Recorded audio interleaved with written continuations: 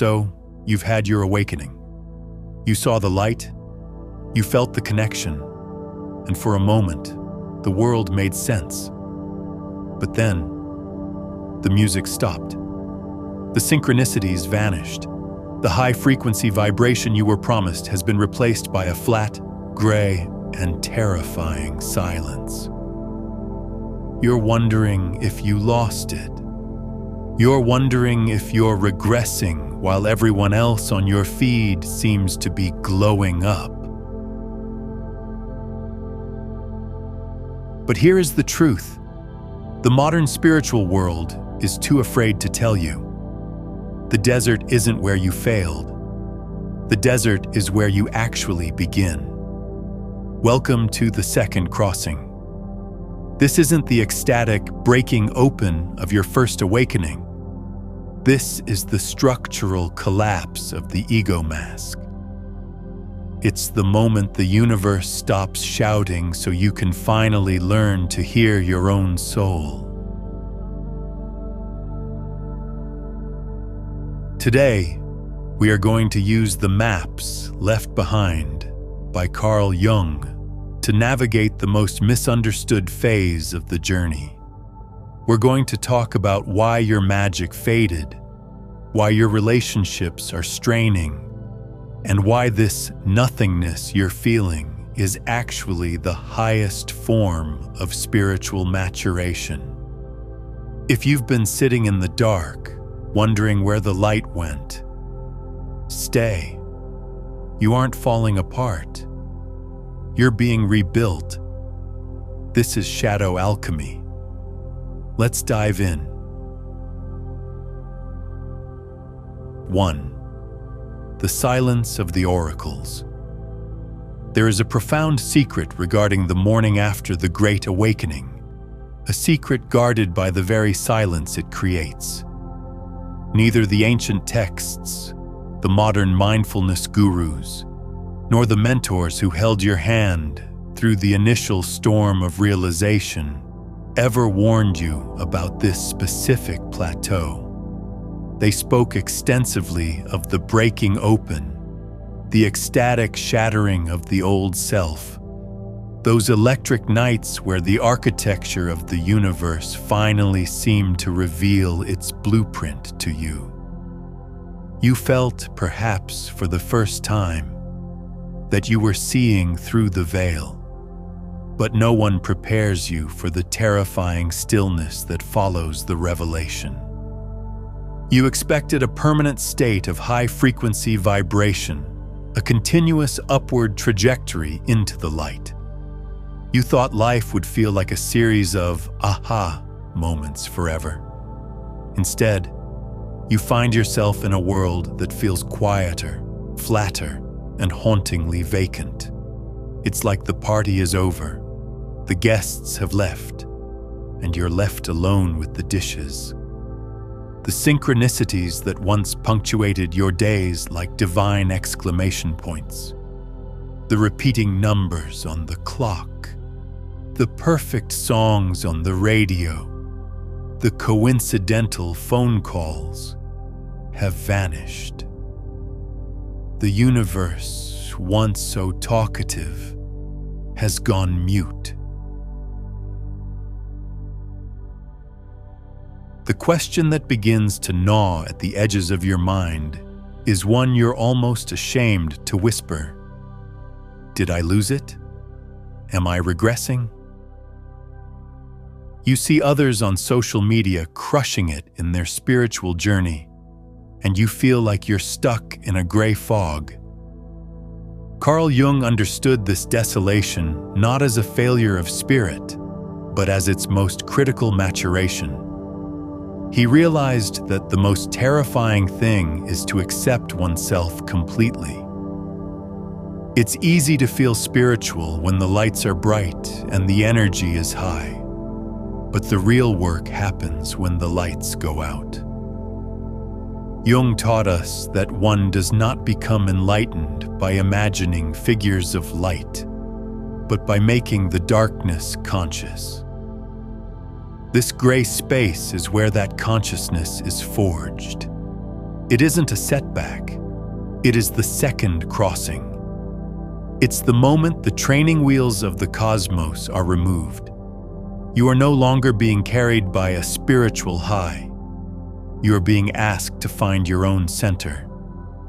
You are transitioning from a seeker of miracles to a container for the truth. This silence is not an empty void. It is the absolute stillness required for your soul to finally hear itself speak without the noise of the world. Part 2. The temenos and the collapse of scaffolding. To truly wrap your head around this silence, we have to look at what Jung called the temenos, an ancient Greek term for a sacred, bounded precinct. Think of it as a sanctuary for the soul, a place where the chaotic noise of the world isn't allowed to enter. In the early stages of your journey, your psyche was like a construction site. You needed external shocks to keep you awake and motivated. You relied on angel numbers, those wild chance encounters, and miraculous coincidences that felt like the universe was cheering you on. But here's the truth. Those signs were never the destination. They were the scaffolding. Scaffolding is essential when you're building a skyscraper, but it's not the building itself. You used those signs as a crutch because your internal structure was still too fragile to stand on its own. But eventually, the construction of the inner self reaches a point of structural integrity where the external supports are no longer necessary. The universe stops shouting not because it's gone, but because you finally developed the ears to hear its whisper. As Jung powerfully noted, he who looks outside dreams. He who looks inside awakes. Jung suggests that when the looking outside stops, when that desperate, almost frantic search for external confirmation finally dies down, you begin to actually inhabit the temenos.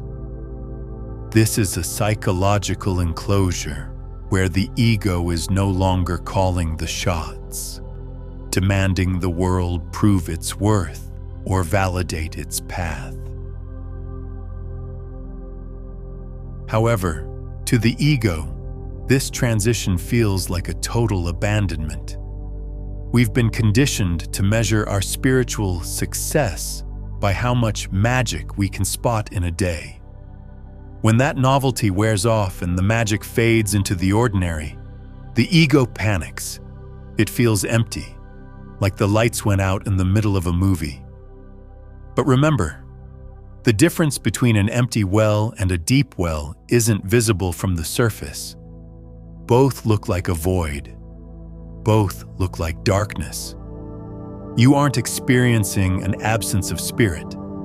You're experiencing the sheer depth of it. You're moving from being a tourist of the sacred, someone who just visits for the sights, to becoming its permanent resident. This requires a terrifying level of self-reliance. You are learning to stand in your own gravity, unsupported by the electric highs of the initial breakthrough. It's the shift from chasing fire to becoming the hearth that contains it.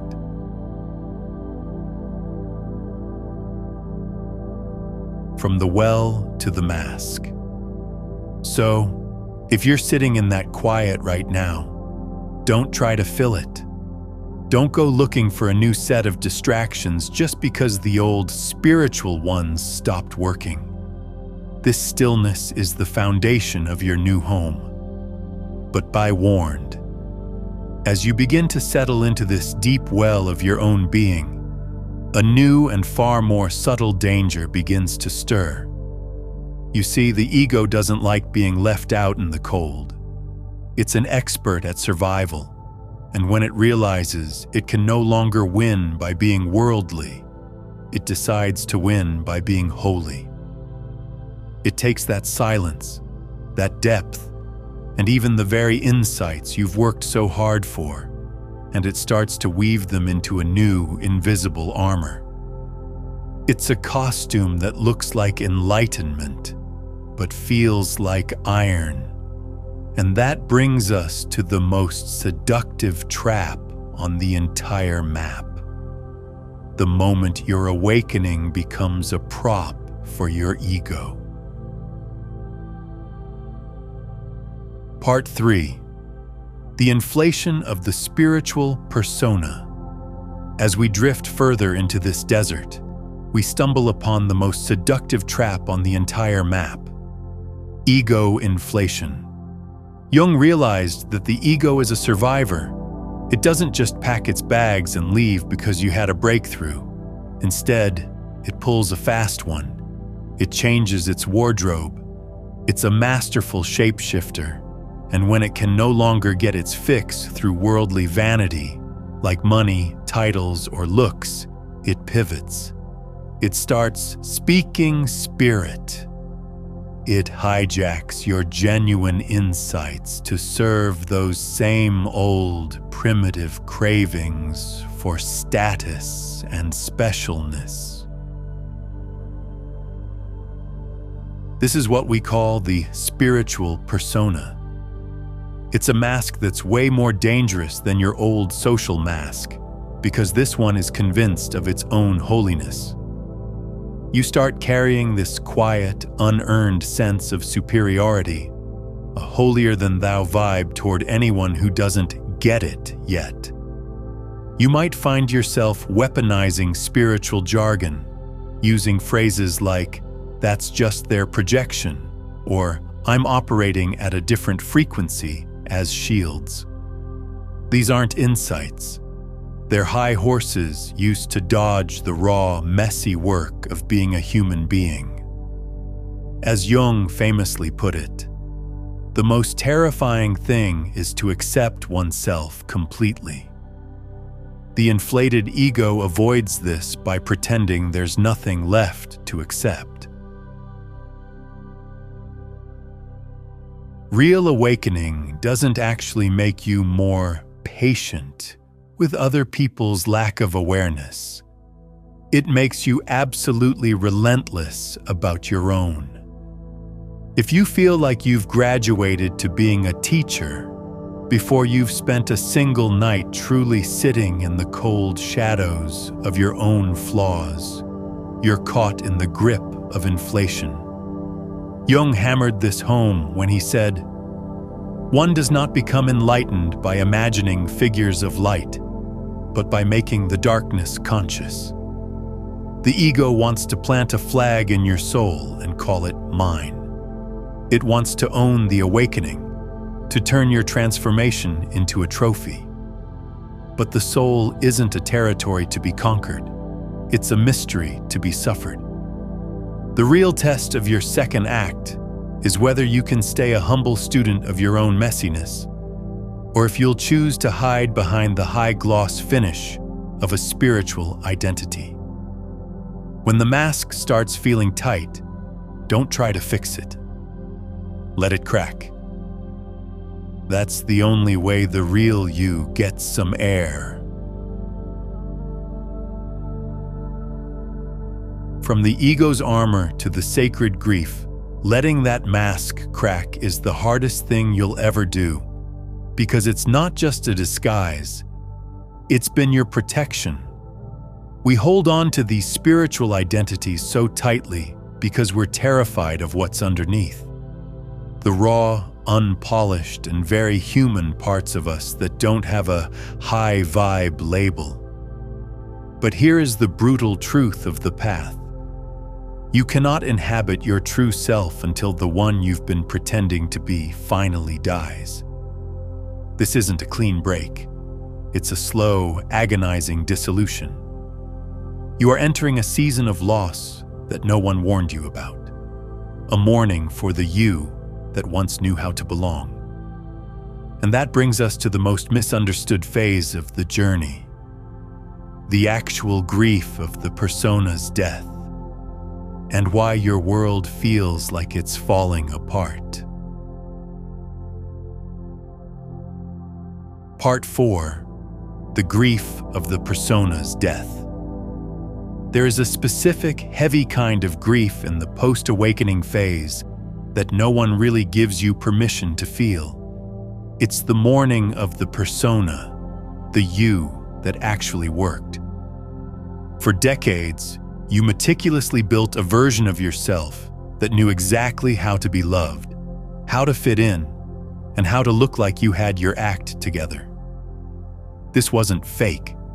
It was your first form of intelligence. It was a necessary survival suit. But now that suit is starting to melt, and it feels like you're losing your skin. The real kicker is that your entire life, your relationships, your career, even your social standing, was built upon that old version of you. As you move into the second crossing, those connections start to strain. It's not that your friends are low vibration or that your job is toxic. It's simply that the person they were connected to isn't there anymore. You are releasing an entire way of being loved, and that is a radical, lonely loss. As Jung once said, there is no coming to consciousness without pain. This is the pain of the old self being stripped away. Jung used the myth of Persephone to explain this descent. She didn't head to the underworld because she wanted a vacation. She was pulled there by the sheer gravity of her own fate. The myths don't rush through her time in the dark. They honor the grief of the transition. Right now, you might feel like you're in the nothingness of the chrysalis. To your family, or even to yourself, it looks like a nervous breakdown or a total collapse. But inside that chrysalis, the caterpillar isn't just growing wings, it is turning into a literal soup of cells. It has to dissolve completely before it can reorganize into something new. If you feel like you are dissolving, don't panic. You're right on schedule. Jung taught us that the privilege of a lifetime is to become who you truly are. But he forgot to mention that the becoming part feels like dying. Do not rush to build a new spiritual identity just to stop the shaking. Stay in the liquid state. This grief is the price of admission to a life that is finally, authentically yours. You aren't falling apart. You're being composted into something much more fertile. From the liquid state to the great divide. Sitting in that liquid state, that soup of the old you, is arguably the most honest work you will ever do. It requires a radical kind of stillness that most people spend their entire lives running from. But as the old structures of your life continue to wash away, you'll begin to notice a new sensation rising to the surface. It isn't the warmth of connection you were promised. Instead, it's a cold, sharp clarity. You start to see through the games people play, the masks they wear, and the unsaid truths hanging in every room. This is where the path takes its most isolating turn. You are moving from the grief of who you were into the weight of what you now see.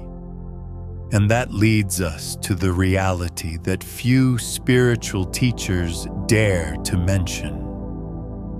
The heavy, holy burden of consciousness and the profound solitude it demands.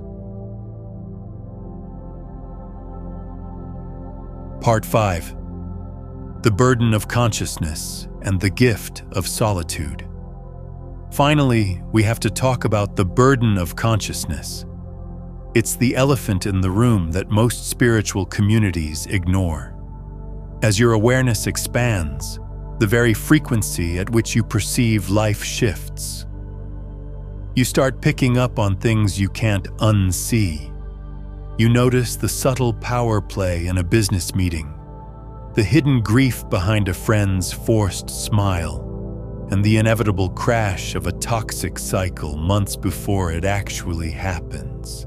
This creates a massive gap, a profound existential loneliness that can feel like a heavy weight on your chest. Jung hit the nail on the head when he said, "Loneliness does not come from having no people about one, but from being unable to communicate the things that seem important to oneself.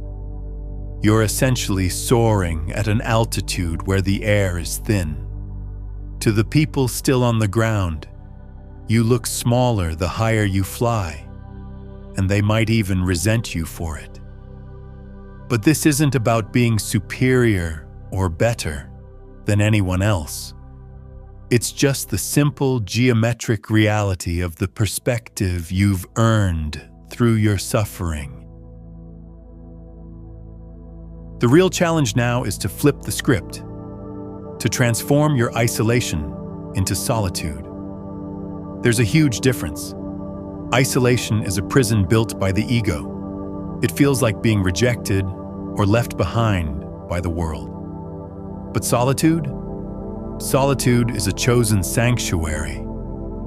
It's what happens when your interior life becomes so rich and robust that it no longer needs the world to get it or validate it.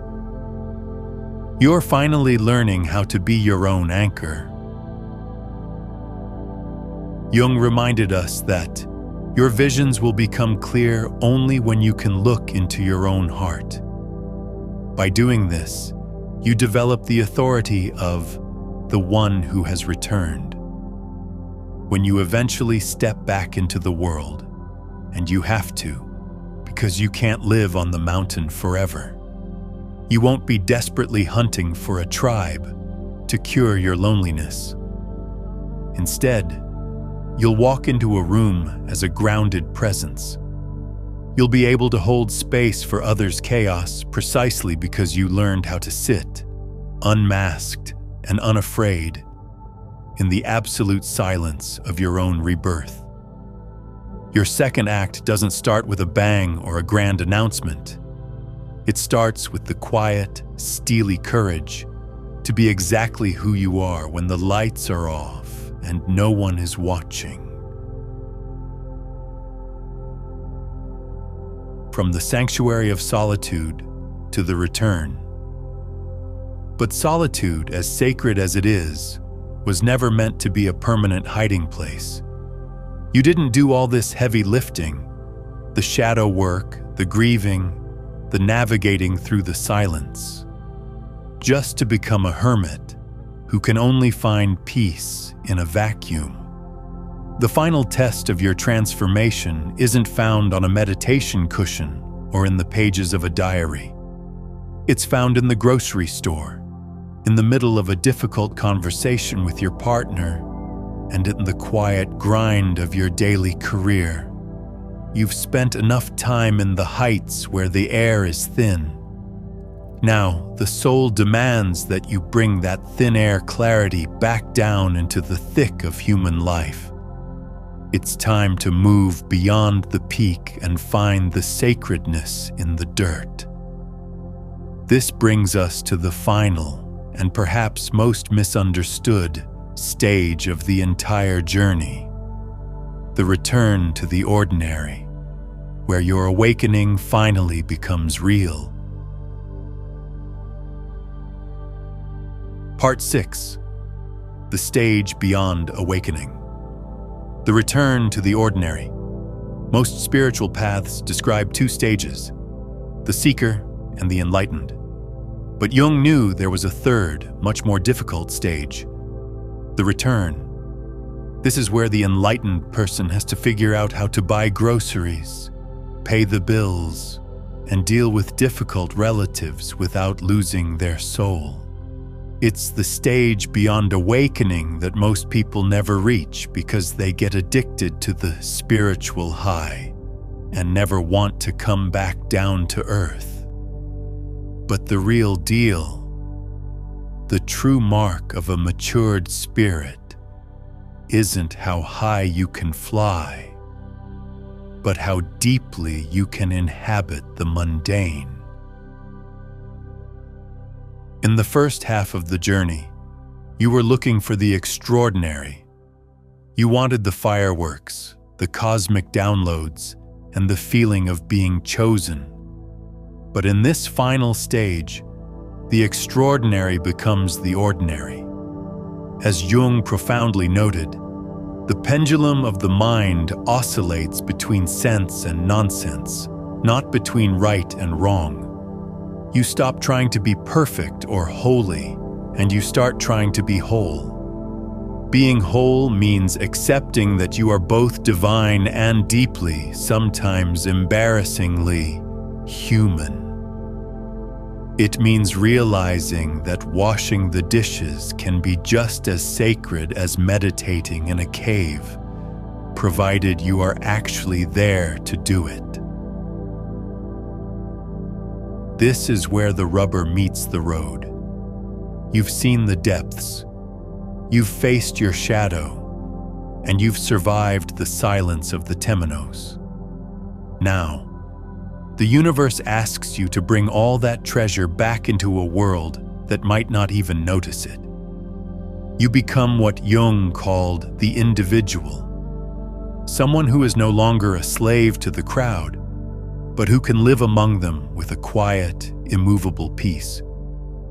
You don't need to wear a robe or talk in riddles to prove you're awake. In fact, the more awake you are, the more normal you look.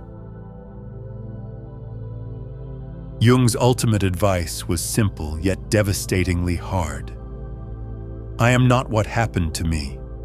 I am what I choose to become. In this final stage, you choose to become the bridge between the two worlds. You are the one who knows the darkness but chooses the light. The one who knows the silence but still speaks the language of the world. Your awakening didn't happen so you could escape life. It happened so you could finally, for the first time, truly live it. The search is over. The life you were looking for is the one you're standing in right now. The quiet invitation.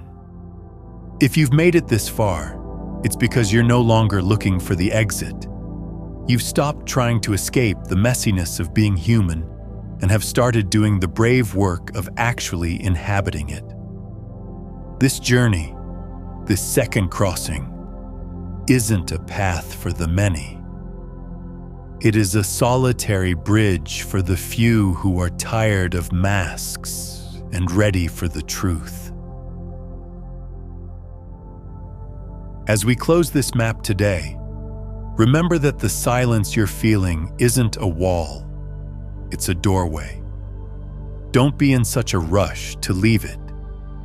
If this exploration of the soul felt like the language you've been searching for, I invite you to join our circle.